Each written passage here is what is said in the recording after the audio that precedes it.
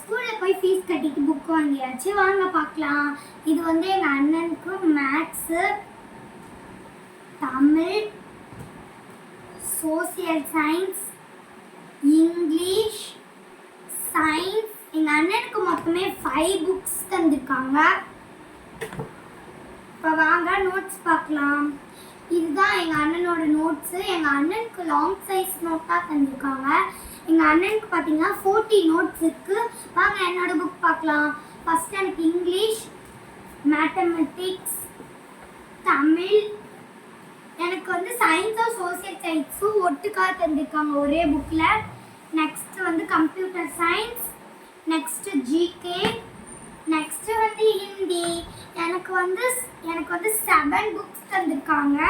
எனக்கு நோட்ஸ் பார்த்தீங்கன்னா 2 long size note தந்திருக்காங்க. அதுக்கப்புறம் 17 ஸ்மால் சைஸ் நோட் தந்திருக்காங்க. இப்போ வந்து எனக்கு வந்து நோட்ஸ் எவ்வளோ அப்படின்னு பார்த்தீங்கன்னா 90 நோட்ஸு. எங்கள் அண்ணன் 9th படிக்கிறான், நான் 6th தான் படிக்கிறேன். ஆனால் எங்கள் அண்ணனுக்கு மட்டும் கம்மியாக தந்துட்டு எனக்கு நிறைய தந்திருக்காங்க.